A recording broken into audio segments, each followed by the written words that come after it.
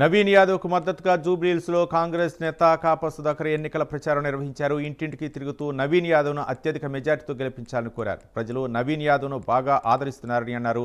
నవీన్ యాదవ్ గెలుపు ఎప్పుడో ఖాయమైందని, కానీ అత్యధిక మెజార్టీ కోసం ప్రచారం నిర్వహిస్తున్నట్లు తెలిపారు. 10 ఏళ్ల పాలనలో బీఆర్ఎస్ నియోజకవర్గంలో ఎలాంటి అభివృద్ధి చేయలేదని ప్రజలే చెబుతున్నారని తెలిపారు కాపా సుధాకర్.